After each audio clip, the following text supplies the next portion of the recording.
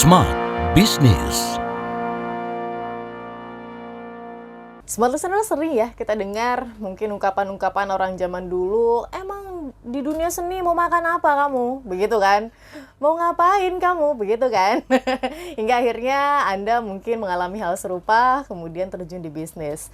Tapi masih ada rasa ingin mengungkapkan jati diri, masih ada seni di sana. Nah, kita mau tahu nih, di dalam bisnis begitu, bisakah seni dan bisnis linear atau berjalan beriringan?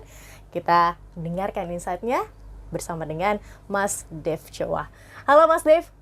Halo Mbak Tasya, apa kabar? Baik, Mas Dev gimana kabarnya? Baik. Baik. Bisakah? Langsung pertanyaannya gini ya. Seni dan juga bisnis itu berjalan beriringan Mas Dev. Karena nih sering banget kita dengar statement seperti itu kan. Bahkan saya juga kayak, oh iya ya, gitu. Jadi apa ya, bisakah gitu. Jadi bertanya-tanya lagi. Silakan Mas Dev.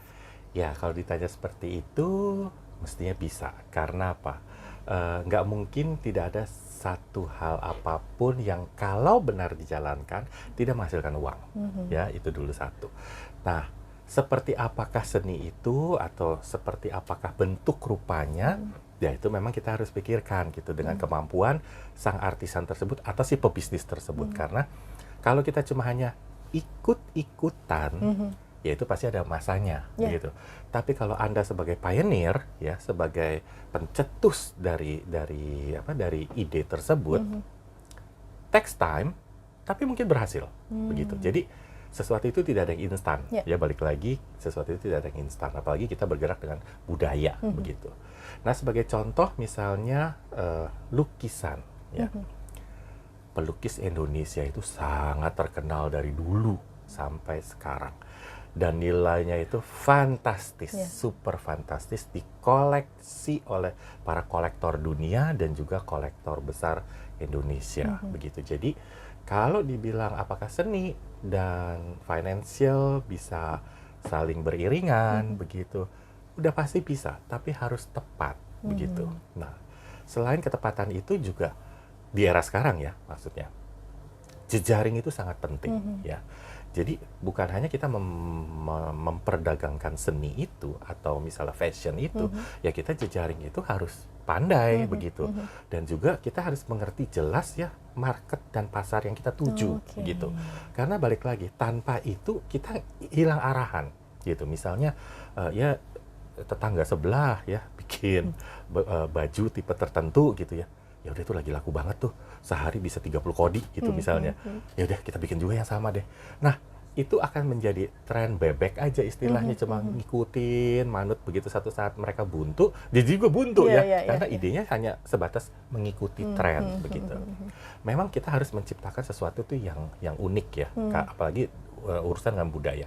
Jadi kalau unik itu orang pasti interest. Nah, interest itu orang akan berpikir, kayak keren tuh ya, misalnya di fashion ya.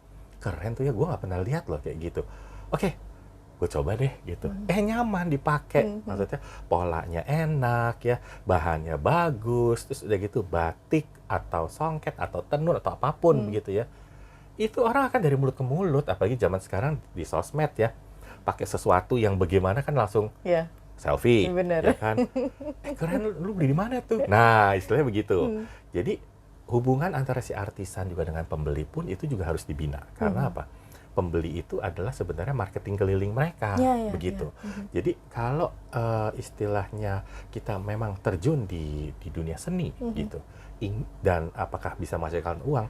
Jawabannya bisa, tapi harus tepat. Harus begitu. tepat, baik. Jadi memang sebelum terjun ke sana, kita harus memperhatikan pasar dulu, nomor satu. Dua, terus itu aim-nya apa, yang mau dituju itu apa. Karena nggak bisa ya kayak tadi saya bilang, nggak bisa mbalelo istilahnya, tetangga bikin apa aku nggak bisa gitu, apalagi kita budaya ya. Nah, terlepas dari itu kan kita harus memilih mau apa ya. Misalnya apakah mau tenun, mau songket, mau ikat, mau apapun begitu ya. Mau batik cap tulis atau apapun seperti itu. Jadi ini harus memang menggali diri dulu nih sebelum bikin. Jadi mau istilahnya mau berusaha ya, tapi memperkaya diri dulu nih gitu. Gue mampu nggak ya kalau bikin ini? Karena apa? Seperti yang sebelumnya kita bicara, ketemu dengan perajin itu gak gampang, Iya. gitu. Karena urusan dengan budaya pasti berurusan dengan perajin. Benar. Kecuali lukisan. Kalau lukisan kan antara kanvas, koas, dan cat, dan si pelukis. Pelukis. Gak ada orang lain. Gak ada yang diajak ngobrol Gak ada yang ya? diajak ngobrol. Kecuali itu kanvas yang diajak ngobrol. Jadi hanya itu doang gitu. Tapi kalau yang kita berhubungan dengan orang lain, kita harus paham budaya mereka, kita harus mengerti situasi dan sikon mereka. Lebih panjang istilahnya. Nah, itu yang harus dipahami dulu. Begitu. Jangan ntar kalau udah terjun, ternyata susah, lalu ditinggalkan. Kadang banyak sekali yang seperti itu. Jadi gini, wah gue sih maunya bikin ini, gini gitu. Ternyata pas gue jalan, gila susah banget, abis itu buka bengkel. Istilahnya begitu. Ya, balik lagi, sesuatu itu tidak ada yang instan. Iya, gitu. iya. Nah, seperti saya katakan sebelumnya, saya 24 tahun di batik gitu loh. Tapi tetap exciting gitu di batik. Karena apa? Batik itu buat saya tuh luar biasa, apa ya? Bukan falsafah, bukan cerita atau sebagainya, tapi aku lebih melihat personil yang membatik. Begitu. Di situ ada ketekunan, di situ ada kesabaran, di situ ada kerendah hatian, di situ ada ketenangan dan lain sebagainya. Bahkan yang namanya membatik itu, menurut beberapa teman saya itu katanya terapeutik ya, atau apa ya? Jadi meditasi. seperti meditasi begitu. Jadi misalnya setelah kalian ya terlalu banyak beban kantor dan lain sebagainya, ya kan pasti kan. Iya. Nah itu tiba-tiba satu hari ya kamu bisa meluangkan waktu ya untuk hanya sekedar membatik apa aja begitu. Tidak harus mengikuti pola tertentu. Seenaknya goresan tangan seperti itu. Nah, hal tersebut itu akan menenangkan kalian ya, atau menenangkan si pembatik itu luar biasa. Makanya kalau kita datang ke ke perenggok batik, dapur batik istilahnya, nggak ada satupun yang bicara. Dan mereka semua asik dodok ya istilahnya di bawah ya. Kalau saya sih nggak sanggup 5 menit, habis itu berdiri gitu loh. Udah kesemutan. Udah kemana-mana, kesemutan. Jadi kalau mereka bisa jam 8, jam 9, sampai jam 5 sore istirahat 1 jam, itu sih luar biasa. Kalau saya udah pakai koyo di belakang. Dan merek-merek lain ya yang pakai tube ya. Nah, seperti itu. Jadi di situ kita melihat itu sebenarnya gitu, bahwa luar biasa loh bangsa Indonesia ini, terutama para perajin batik itu, mereka bisa dengan telitinya, dengan tenangnya membuat satu karya gitu. Di balik cerita bahwa mereka seperti itu, kita tidak tahu maksudnya kesehariannya. Kesehariannya mungkin mereka buruh tani, atau bisa juga ibu-ibu rumah tangga yang memang butuh penghasilan ekstra.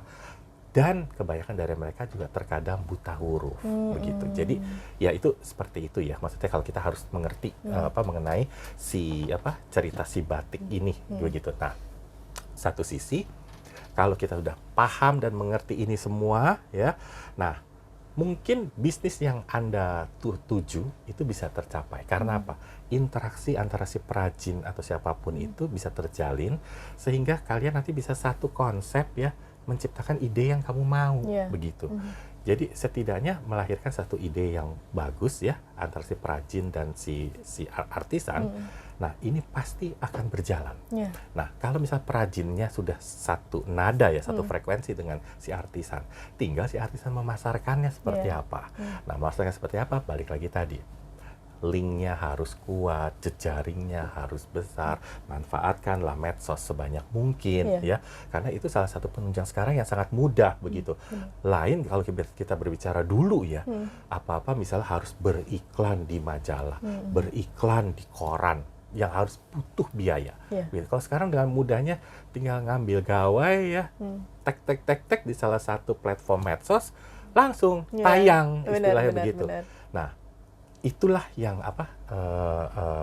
saya bisa katakan bahwa seni dan apakah menghasilkan uang? Ya bisa, tapi harus tepat. Gitu. Ini yang dibutuhkan ya. Biasa orang seni itu sangat idealis begitu kan. Betul. Ya, Mas Dave.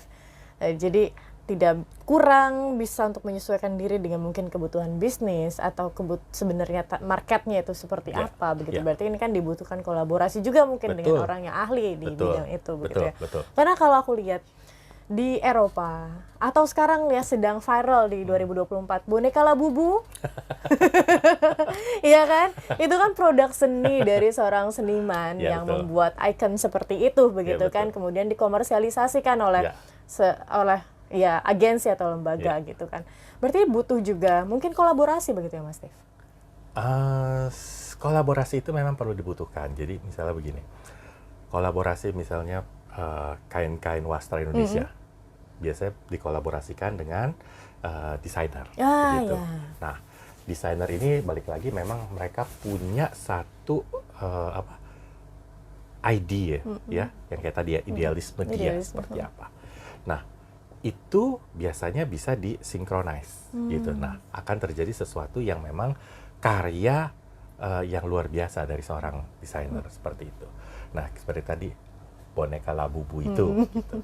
Nah, kebetulan kemarin ada satu acara batik, tiba-tiba satu orang satu narasumber bilang, mungkin nanti ada batik Labubu. Ya betul.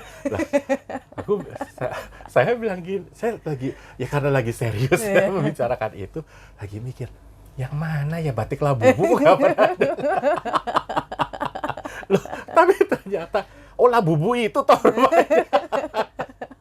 Jadi itu ya salah satu juga ya sesuatu sebenarnya tuh yang mengulik saya gitu loh. Memang betul sih, kenapa budaya itu ya nggak harus itu melulu begitu. Paling tidak pakemnya itu kita masih pakai, tapi bentuknya mungkin tidak seperti itu ya. Misalnya batik gitu ya, karena batik itu merupakan suatu proses begitu. Jadi dikatakan batik kalau prosesnya itu tepat. Jadi menggunakan malam panas atau malam cair ya, lilin yang dicairkan itu, lalu menggunakan canting atau cap canting, dan menggunakan tenaga manusia. Karena 3 hal itulah yang memang diakui oleh UNESCO begitu. Nah, bentuknya apakah harus seperti ini misalnya batik ini? Ya enggak juga gitu loh. Oke, tren sekarang apa misalnya? Ya bukan yang tadi boneka itu ya. Itu juga akan tren sesaat gitu. Jadi misalnya bentuknya sesuatu apa nih yang lagi tren anak muda nih gitu. Misalnya warnanya lebih ke arah monokrom atau apa seperti itu. Nah, itu bisa dibuat begitu. Jadi memang harus ada apa ya? Harus ada kolaborasi, betul begitu. Karena apa? Kita tidak melulu hanya di situ. Ya. Seperti tadi misalnya ya, kita bicara dengan para perajin itu, mereka hanya mau kerja yang itu melulu. Ya satu saat orang kan bosen gitu. Harus ada inovasi baru lagi seperti apa. Terus udah gitu dalam perjalanannya nanti buat seperti apa. Itu terus harus ada hubungan antara si artisan dengan si perajin bahwa Mbak, Bu, Mas, ini loh trennya lagi begini ya. Jadi kita tuh istilahnya moving on terus begitu. Memang secara tradisinya ya memang pakemnya seperti itu ya. Baik. Nah, itu kita nggak akan menghilangkan pakem-pakem, maksudnya motif ya, motif pakem itu nggak akan hilang. Karena apa? Selama budaya kita masih melakukan tradisi, itu tidak akan hilang begitu. Nah, tapi apa yang untuk maju ke depan, apa yang untuk generasi berikutnya mau memakai, ya kita harus pikirkan itu. Nah, salah satu caranya adalah begitu. Jadi tidak melulu dengan motif yang sudah ada. Yuk kita berinovasi, begitu. Inovasi penting ya. Walaupun memang ada pakem-pakem tersendiri yang namanya produk artisan atau produk seni begitu kan.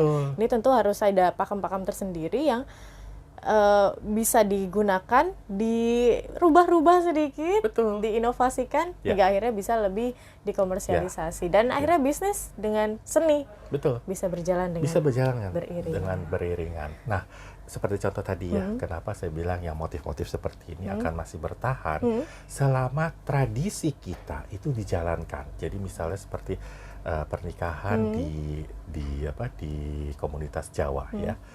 Itu rentetannya kan banyak ya. Nah, rentetannya panjang dan tiap acara itu mempunyai dress code tersendiri gitu. Selama ini dipakai yang sesungguhnya, UKM-nya itu akan bertahan begitu. Jadi ini memang sangat penting, tradisi itu harus dijaga. Oke, baik. Mas Dev, terima kasih untuk insight-nya. Sama-sama. Dan semoga Anda, smart listeners, para pebisnis yang bergerak di bidang seni atau para seniman yang ingin juga dikomersialisasikan begitu ya, produk seni Anda bisa lancar dan juga bisa sukses di dalam keduanya. Dan akhir kata, saya Tasya Rustama dan Mas Dev Choa. Kami ucapkan terima kasih. Sampai jumpa. Smart Business. Lead you better.